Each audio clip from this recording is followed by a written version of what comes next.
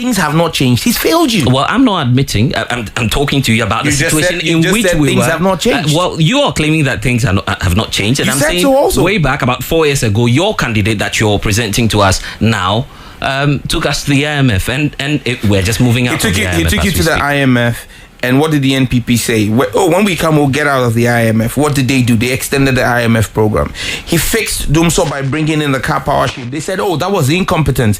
What did they do? They've extended the car power shift for 10 years. He brought in Amandi, the Ameri. What did they say? Oh no, Ameri was wrong. It was corrupt. What did they do? They came and extended it for 10 years.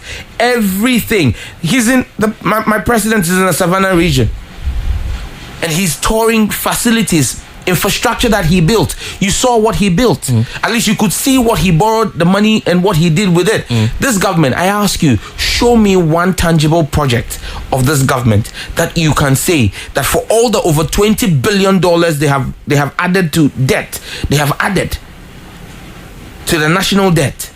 Class 91.3. What do you have to show? Well, free senior high school. You don't believe in a policy? Free senior high school has cost the taxpayer less than 7 billion Ghana cedis. That's the project you're asking for. A project. I'm telling you about the project. That is less than 10% of the debt that they have incurred. So you cannot use free senior high school as a justification for the policy. Debt. You do agree? But who says free senior high school started under them? The free senior high school started in 2015-2016 academic year when 10,460 Ghanaian students were targeted and enjoyed a government scholarship and got even stipends.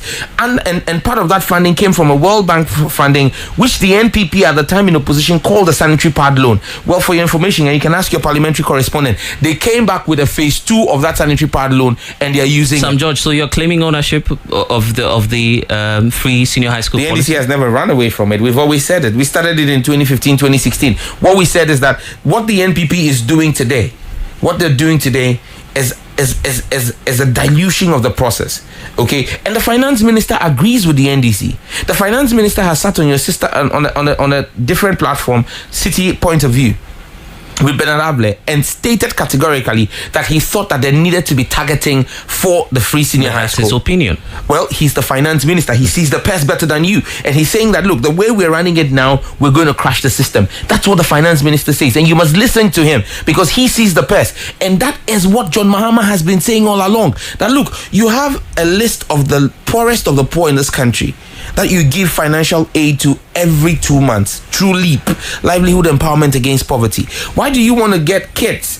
School is on vacation now. Some of the children who you're making the taxpayer pay for free senior high school are on holidays in London and the United States. So Ghanaians should give you the credit for introducing free senior high school. That's what you're telling me. The credit for free senior high school is the fisherman and the shoe shine people who formed the Constituent Assembly that put together the 1992 you're elections. Taking us back, but the 1992 Constitution is what we must give credit for free senior high school. It is a constitutional there mandate. Has since not been a political will to implement. And I'm saying there was political will to implement it in 2015-2016. You've seen an expansion of the project under the NPP. You give them credit for that, but in giving them credit for that, they must also take responsibility for the failings of the system. That's what's brought us to double track systems today. That's what has brought us to increased numbers of teenage pregnancies among students because children have to go and sit at home for 3 months whilst they're waiting for the next time to come to school. If the NPP administration had completed the infrastructure that President Mahama started, you will not have the double track system that you're having. Sam George, you are one of the signatories in terms of the list of MPs that we have supporting John Dramani Mahama. Most definitely. To come back in 2020. Some feel that you're overburdening this former Ghanaian leader. He's got a drive. He's got unfinished business. I mean, he cannot sit aloof. And earlier on, I spoke about people who have the sense of service and putting themselves up to serve their country. You cannot expect him to sit aloof when he can still come back and salvage this country from the doldrums that Akofu and his incompetent looting brigade have put us in. This government is reversing all the gains of the Mahama administration. And you cannot expect that we sit down and leave this country to Ben. That he takes this country, sells it to himself and his family, and walks away with it. They've sold ECG to themselves. These are all claims that you're making. You can't give some evidence to what you're telling us now. But you're sure? Eneja SA of Angola, who are the beneficial owners of Eneja SA that own 19% in PDS? These are questions we're asking. We're asking them to lift the veil. We are not just making allegations. We're speaking facts. But this government has the support of 1 million more Ghanaians than your party, even back in 2016 when possibly you had the 1 million more Ghanaians who regret that decision. 2020 will tell the story. So what are you looking like? But what is the figure looking like in 2020 for you? It's going to be a victory for John Dramani Mahama. I'm extremely confident about that because Ghanaians are disillusioned. Ghanaians are angry at the lies, the nepotism, the chronism.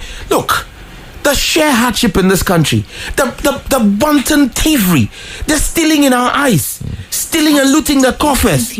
And whilst people are struggling to make find 2 square meals, you have the executive secretary to the president frolicking with his friends and cronies on private yachts in exotic The finance islands. ministry has just released a statement indicating that all the indicators appear to be functioning well. You don't believe in these figures? Are you married? No, I'm not. Anyway. Well, if you were married or if you have a girlfriend, ask her when she prepares stew for you, when she goes to the market. But I do prepare myself anyway. So you go to the market yourself?